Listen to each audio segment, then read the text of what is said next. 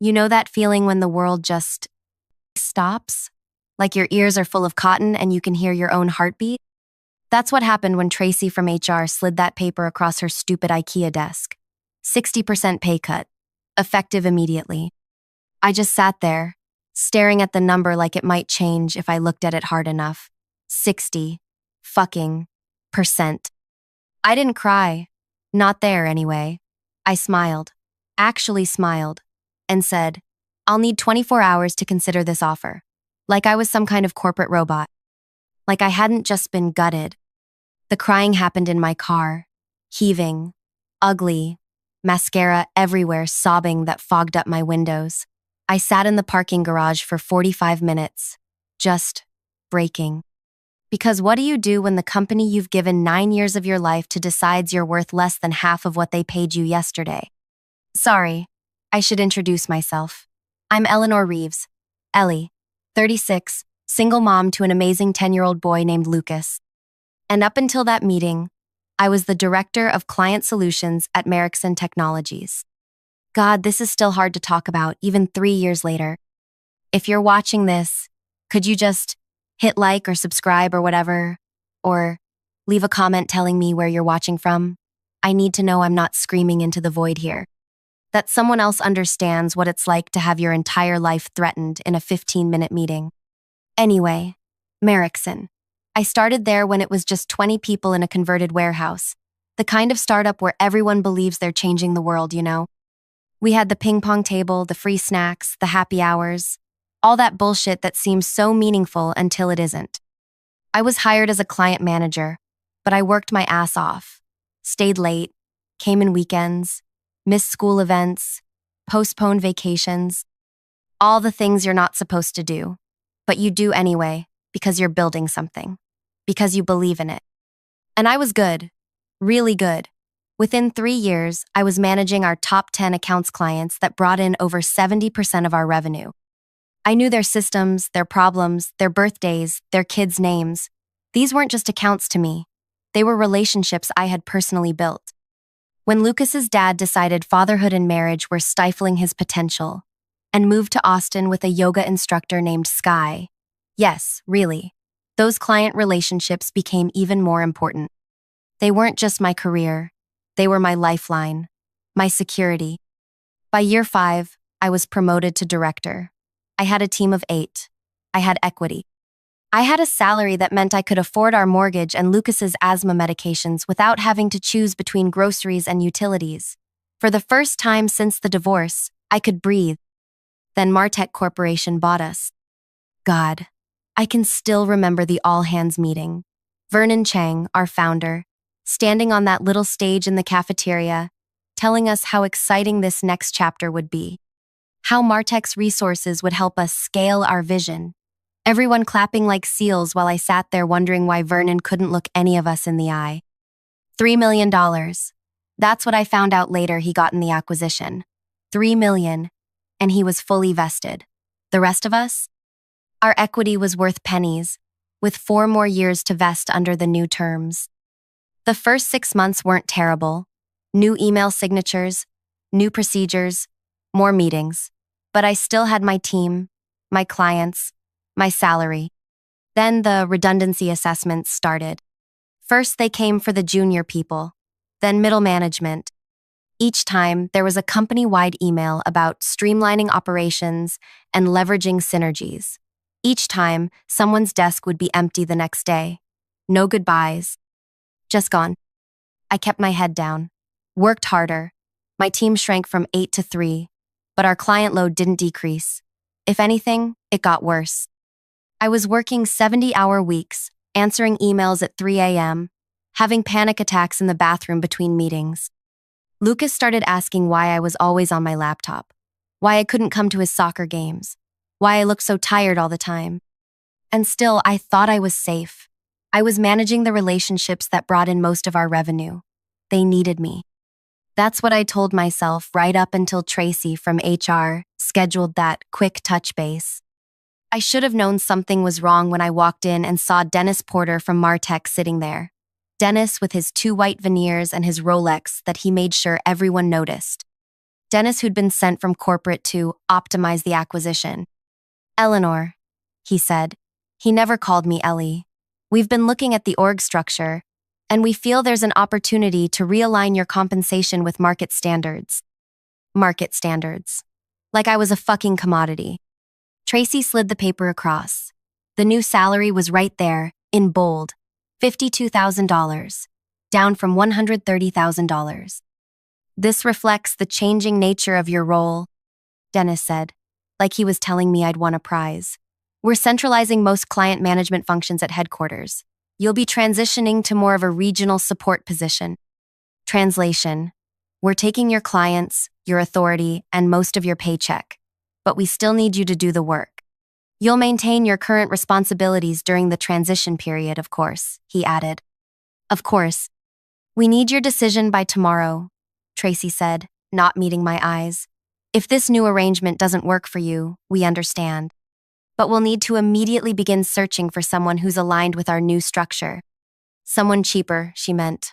Someone desperate. They knew I was a single mom. They knew about Lucas's medical needs. They knew about my mortgage. This wasn't a negotiation. It was an execution. I need 24 hours, I said, voice steady despite the screaming in my head. I have some questions about the transition plan and reporting structure. Dennis nodded, pleased with my professionalism. Tracy looked relieved that I wasn't causing a scene. I don't remember walking back to my desk. I don't remember packing up my laptop.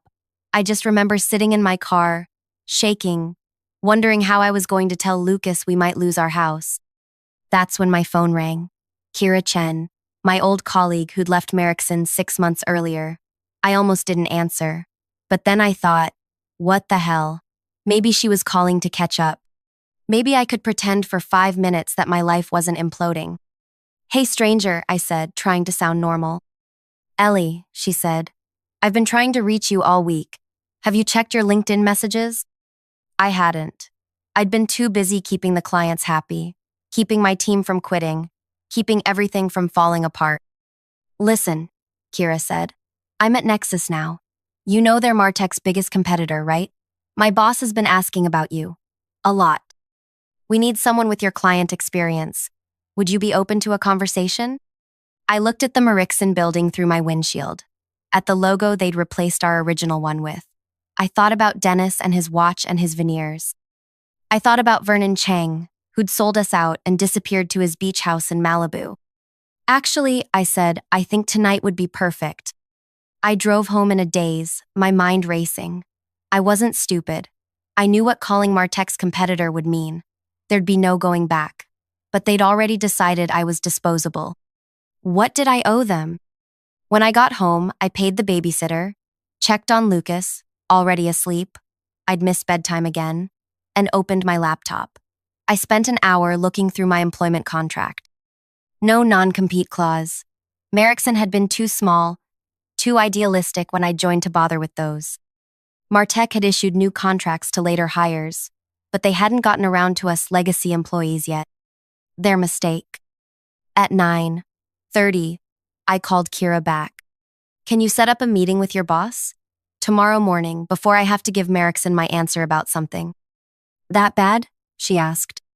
Worse, I said.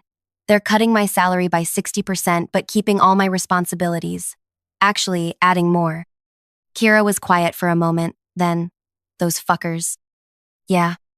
Give me 15 minutes, she said. I'm texting Cameron right now. Cameron Reed, the CEO of Nexus Technologies, MarTech's biggest rival and the company that had been trying to get our clients for years. 20 minutes later, my phone rang again. Eleanor? This is Cameron Reed from Nexus. Kira tells me we need to meet first thing tomorrow. His voice was warm, direct. No corporate bullshit. Yes, I said. I think we might be able to help each other. I'm guessing MarTech is finally doing their post-acquisition purge? Something like that. How does 7:30 a.m. sound? I can meet you at the Westside Cafe, away from both our offices. Kira says you have a decision to make tomorrow.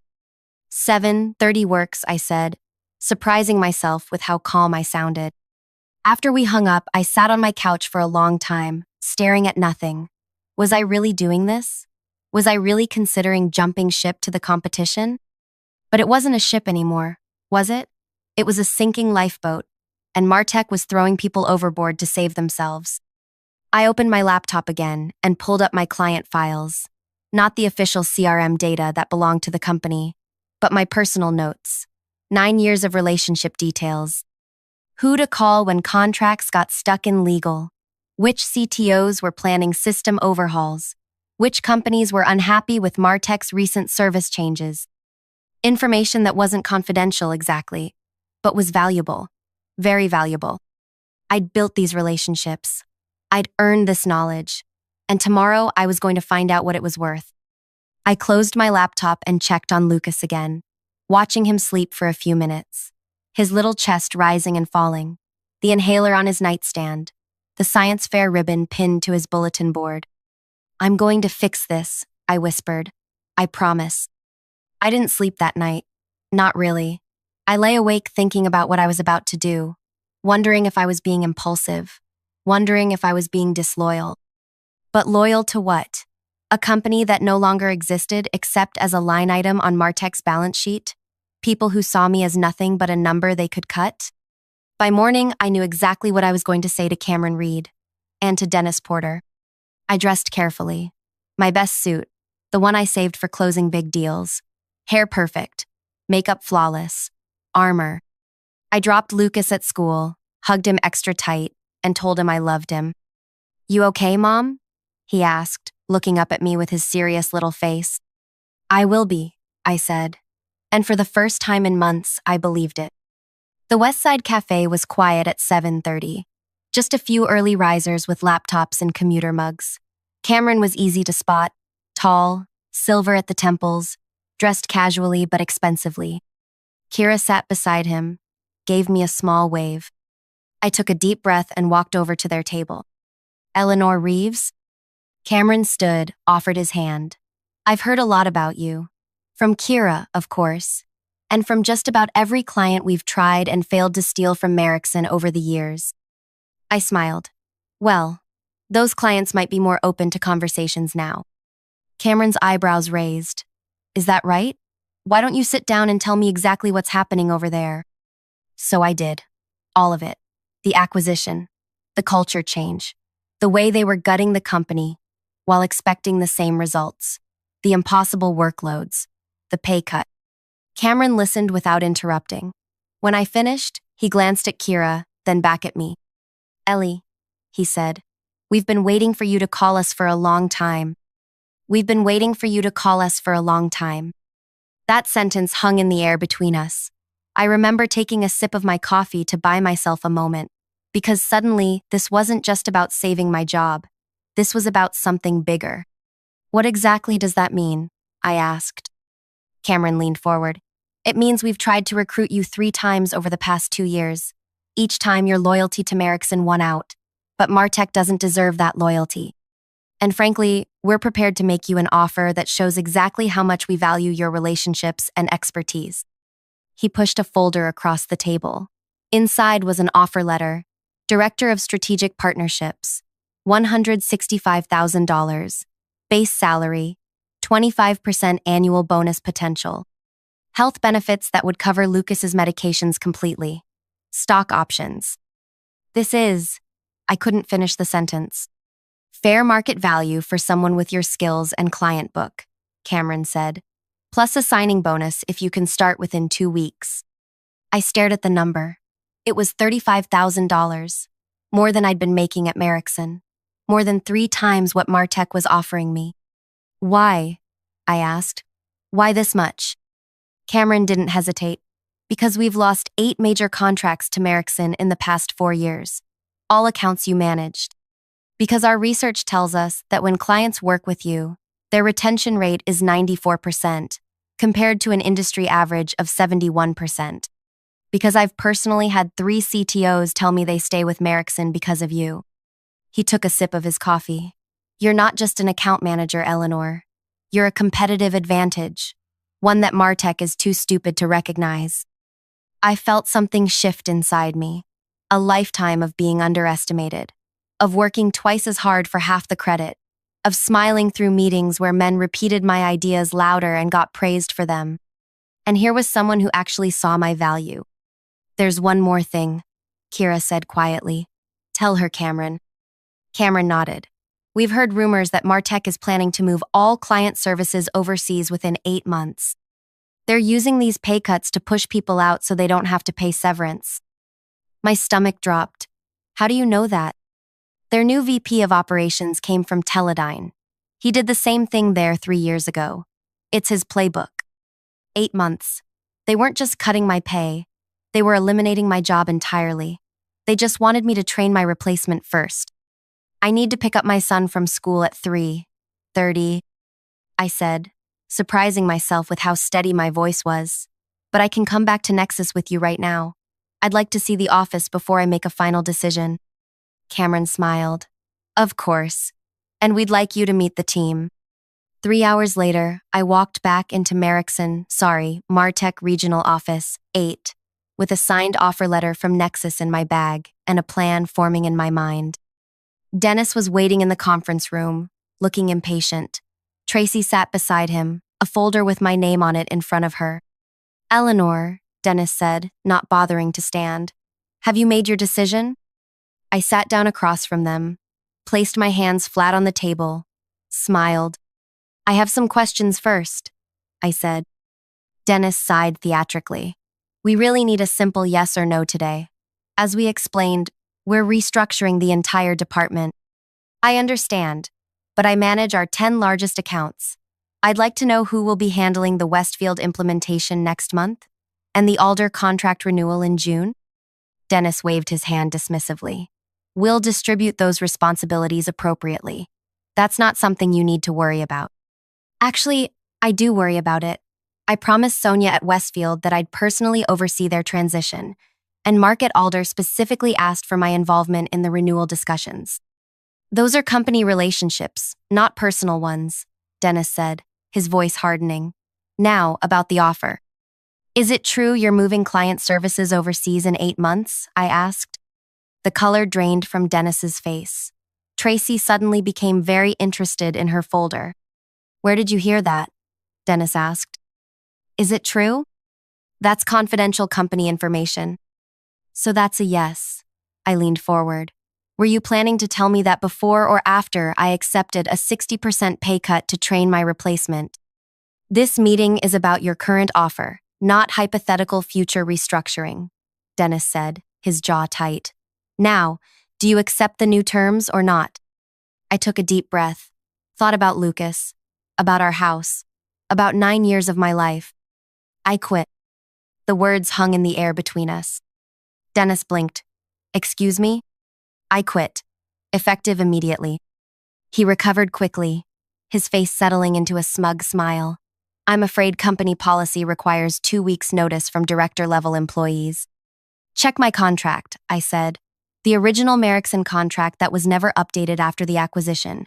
It states that notice periods are equivalent to severance periods. Since Merrickson never offered severance beyond 1 week, that's my required notice." The smile faltered. "You'll need to transition your accounts." "Actually, I don't. My contract also states that in the event of a compensation reduction exceeding 15%, all transition requirements are waived." I stood up. "That was added after Trey Miller quit and tried to hold his clients hostage for a better severance package. You might not remember that, since you weren't here, but I helped Vernon draft that clause." Dennis was turning an interesting shade of red. Tracy looked like she wanted to disappear into her chair. "You can't just walk out on your responsibilities," Dennis sputtered. "Watch me." I turned to go, then paused at the door. "Oh, and I've accepted a position with Nexus Technologies. Since Merrickson never implemented a non-compete agreement and Martech never asked me to sign one, I'll be starting there on Monday." The explosion I expected didn't come. Instead, Dennis's face went completely blank, which was somehow more terrifying. "You've just made a serious mistake," he said quietly. "We'll be reviewing all of your communications and client interactions. If we find even a hint that you've been poaching clients or sharing proprietary information, we'll bury you in litigation." I felt a chill. Not because I'd done anything wrong, I hadn't, but because I knew how these things went. Big companies with deep pockets could make your life hell, even if you were completely innocent. I haven't taken anything that doesn't belong to me, I said.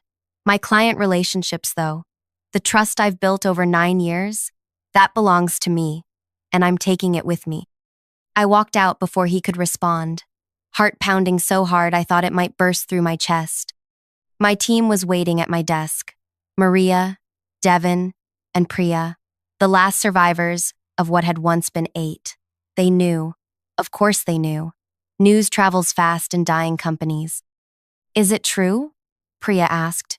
You're leaving? I nodded. What about us? Devin looked terrified. He had a baby on the way. Check your emails in an hour, I said quietly. All of you. I packed my desk quickly. Family photos. The stupid world's best boss mug my team had given me as a joke 2 Christmases ago. The emergency inhaler I kept for Lucas. 9 years of my life fit into one cardboard box. Security escorted me out. Company policy for high-level departures, they said. Like I was suddenly a threat. Like I hadn't given almost a decade of my life to this place. I didn't cry this time. Not in the elevator. Not in the lobby. Not even in my car. Instead, I pulled out my phone and made 3 calls. First, to Cameron. I've quit. They took it about as well as you'd expect. We'll have legal ready, he said. Don't worry. Second, to my old boss, Vernon Chang. He picked up on the 4th ring, sounding like he was on a beach somewhere. Ellie? Is everything okay? Not really, Vernon. Martech just tried to cut my salary by 60%. I quit and took a job with Nexus. Silence. Then, shit. I'm sorry, Ellie. The acquisition wasn't supposed to go like this. But it did, I said. And now they're threatening to sue me for accepting another job. A job that pays me what I'm actually worth. More silence. What do you need from me?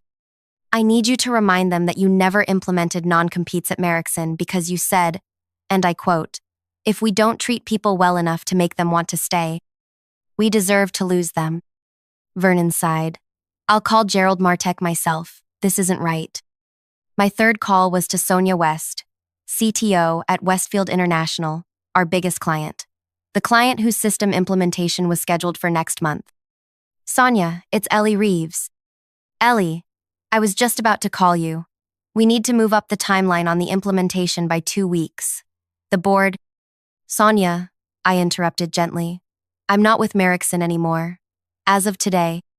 The shock in her voice was audible. What? Where are you going? Nexus Technologies. Cameron Reed's company? Our backup vendor? Yes. There was a long pause. Is this because of the Martech acquisition? We've been worried about that ourselves. Service has been slipping. It is. They're making major changes, including removing me from your account. Another pause. Without telling us? Yes. Who's taking over the implementation? They wouldn't tell me. Bullshit, Sonia said. And that's why I loved her. 20 years in tech had stripped away any corporate niceties.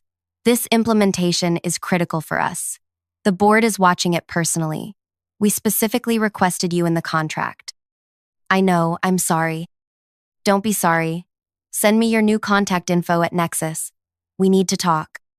By the time I picked Lucas up from school, I'd received 14 text messages and 23 emails. 6 from my team, forwarding messages from Dennis instructing them to maintain client continuity and prepare transition documents for all my accounts. 1 from Vernon, confirming he'd spoken to Gerald Martech directly, and the rest from clients who'd somehow already heard I was leaving. Mom? Lucas climbed into the car, immediately sensing something was different. Why are you picking me up? It's not Friday. I turned to look at him. This beautiful, serious little boy who deserved so much better than a mother who was always working, always stressed, always one bad month away from financial disaster. I left my job today, I said simply.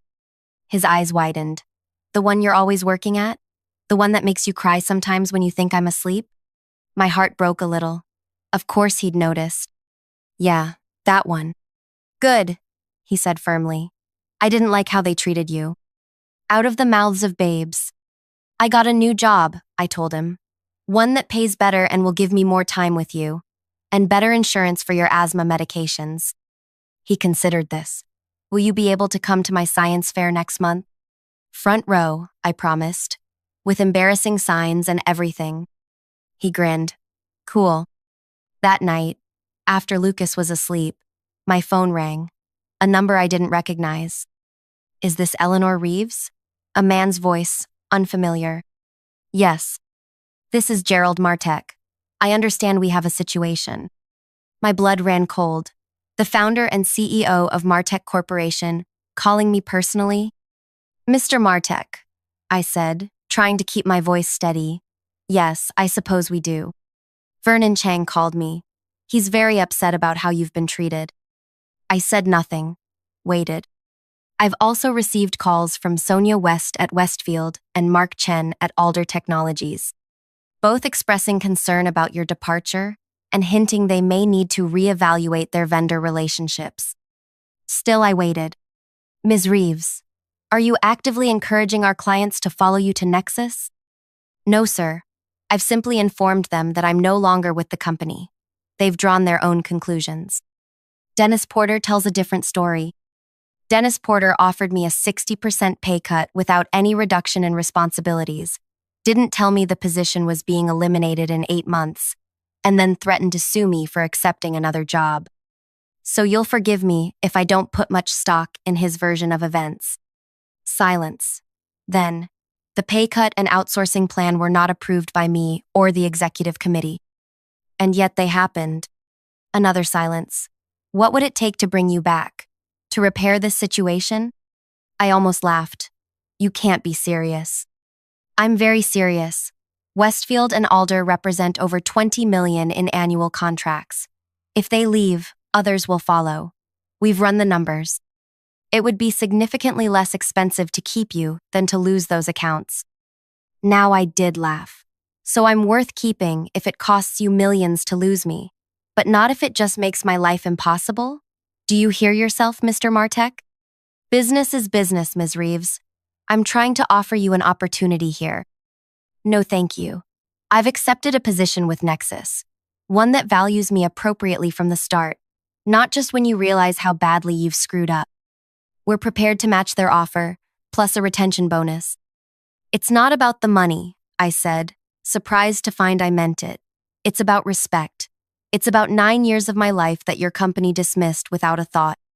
It's about the fact that you're calling me now, not because how I was treated was wrong, but because it's becoming expensive. What do you want then? He sounded genuinely confused. I want you to treat the people who are still there better than you treated me. I want you to look at what Dennis Porter is doing to that office and ask yourself if that's really the company you want to build. That's it? That's all you want? That, and for you to stop threatening to sue me for taking a new job. I didn't steal anything. I didn't poach anyone.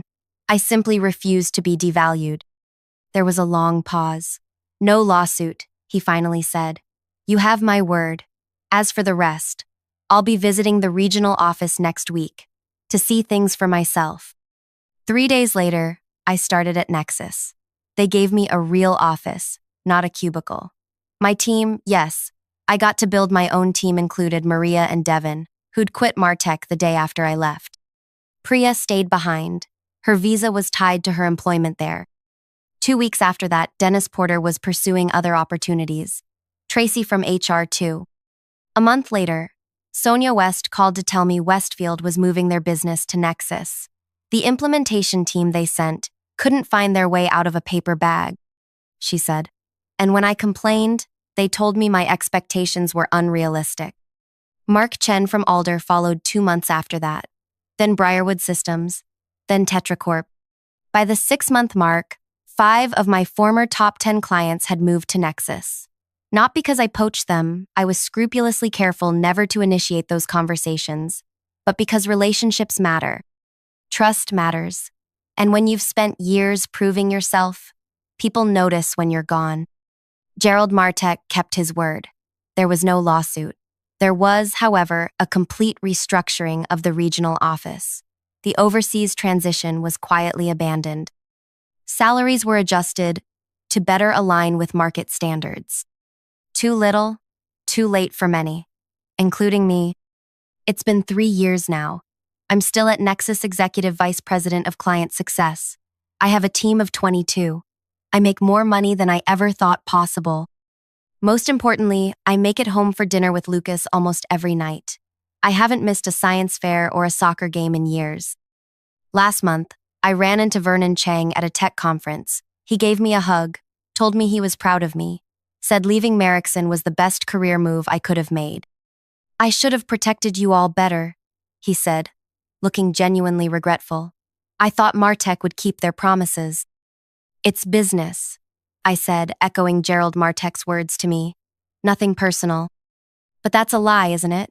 It's always personal. Our work, our worth, our lives, they're deeply, intensely personal.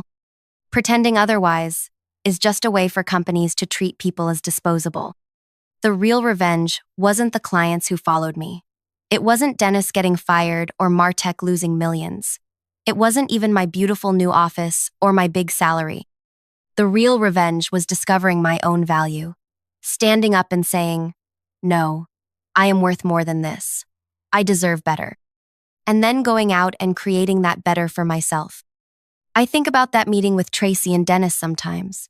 That paper sliding across the desk. That moment when they thought they had all the power, and I had none. They were wrong. We all have power. Sometimes we just need to be pushed to our breaking point before we realize it. So if you're watching this, and you're in a job that doesn't value you, that treats you like you're lucky to be there when they're actually lucky to have you know this, you have options. You have power. You have worth. And sometimes, the best revenge isn't about getting back at anyone. It's about getting away and building something better. Even if it takes just one phone call to change everything.